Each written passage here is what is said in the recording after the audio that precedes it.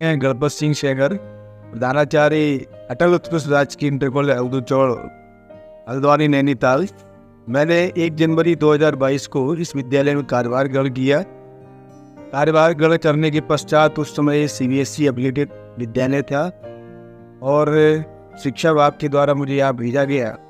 इसके साथ ही मेरी जर्नी 1 जनवरी 2022 से शुरू हुई। छात्र संख्या भी धीरे धीरे इस विद्यालय की जो 350 थी प्रारंभ में, आज 600 की लगभग छात्र संख्या है। साथ ही रिजल्ट थोड़ा संक्रमण के दौर में 2022-23 में थोड़ा कम रहा, लेकिन 23-24 में जो हमारा परीक्षा परिणाम आया बहुत ही आशाजनक और विश्वास भरा था। 95% के लगभग आया, जिससे हमारा आत्मविश्वास बहुत बढ़ा। इसके साथ ही विद्यालय के मानवीय और भौतिक संसाधनों के लिए हमने एक कार्य योजना बनाई और विद्यालय में लगभग सभी तरह के संसाधन हैं, सभी तरह की लैब है, IT सेल भी है, योगा टीचर भी हैं, व्यायाम टीचर भी हैं। साथ ही जितने भी हमारे यहाँ पोस्टें हैं, सारी पोस्टें हमारे यहाँ भरी हुई हैं। और ये विद्यालय का सौभाग्य है कि यहाँ वाणिज्य संकाय और विज्ञान संकाय है। अधिकतर बच्चे वाणिज्य संकाय और विज्ञान संकाय में पढ़ते हैं।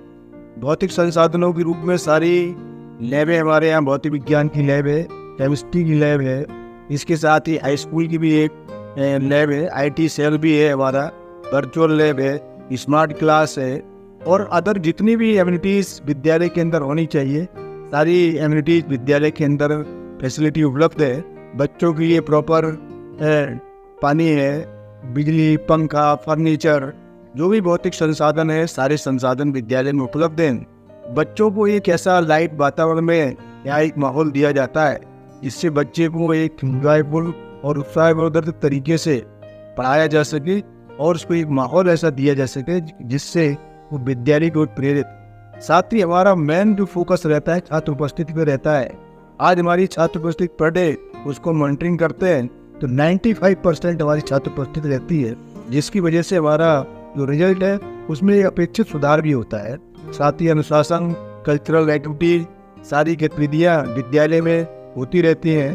तो CBSE एफिलिएटेड होने से हमारे सेवित क्षेत्र के जो गांव हैं उनसे विभिन्न स्तर से, मतलब गावक लोग जो हैं, कुछ मिडिल स्तर के भी हैं, कुछ निम्न स्तर के भी हैं, कुछ हायर स्तर के भी हैं। हर स्तर के हमारे यहाँ बच्चे पढ़ते हैं और विद्यालय स्तर पर, विभाग स्तर पर सारी फैसिलिटी भी दी जाती हैं। 6-7-8 के बच्चों को MDM निःशुल्क भोजन दिया जाता है, पौष्टिक आहार दिया जाता है, निःशुल्क यूनिफॉर्म दी जाती है। कक्षा 9 में जो हमारे यहाँ लड़कियाँ पढ़ती हैं उनको शासन के द्वारा 50 रुपये साइकिल के रूप में मुफ्त दिया जाता है। इसके साथ ही CBSE में जो फीस होती है रजिस्ट्रेशन की या बोर्ड परीक्षा की फीस, वो उत्तराखंड के संस्थान के द्वारा बच्चों को रिफंड कर दी जाती है।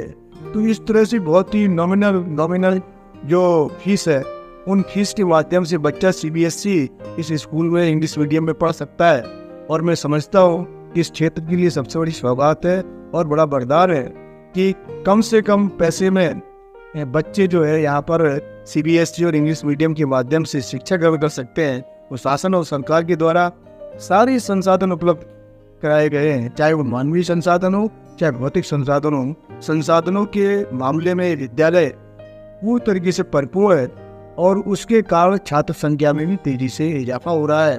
सभी हमारे गुरुजन बड़े मनोयोग से बच्चों को पढ़ाते हैं और उनको एक व्यवस्थित और दिनचर्या में भी रखते हैं। इसके साथ ही साथ हमारे यहाँ सांस्कृतिक गतिविधियाँ होती हैं। CBSE कोऑर्डिनेटर हिमांशु पांडे जी के द्वारा समय समय पर विभिन्न तरह की गतिविधियाँ कराई जाती हैं। हमारी जो शिक्षिका बहनें हैं वो भी कल्चरल एक्टिविटीज कराती हैं। हमारे साइंस के जो टीचर हैं भोपाल सिंह बोरा जी हुए, दिनेश जोशी जी हुए, वो बराबर प्रैक्टिकल भी हमारे यहाँ फंक्शनल प्रैक्टिकल होते हैं, मतलब पर डे प्रैक्टिकल होता है। केमिस्ट्री हो, फिजिक्स हो, बायोलॉजी हो। इसके साथ ही हमारा जो वाचनालय लाइब्रेरी है वो रनिंग मोड में रहता है। सुबह 8 बजे से खुल जाता है और 1 बजे तक रहता है। उसमें बच्चों को इंग्लिश न्यूज़पेपर, हिंदी न्यूज़पेपर, सारी फैसिलिटी, सारी बुक उपलब्ध है। हमारी जो सीमा जोशी मैडम है वो इस वाचनालय का प्रभार देखते हैं और सारे जो वाचनालय की गतिविधियाँ हैं और जो फैसिलिटी हैं सारे बच्चों को प्रोवाइड कराई जाती हैं, जिससे बच्चों के शैक्षिक स्तर में, उन्नयन स्तर में उनमें सुधार हो। और धीरे धीरे मुझे आसानीपूर्ण विश्वास है कि हमारे सभी साथी एक लगन और मेहनत के साथ इस संस्थान को आगे बढ़ाने के लिए पूर्ण कोशिश करेंगे। यही मेरे विश्वास है।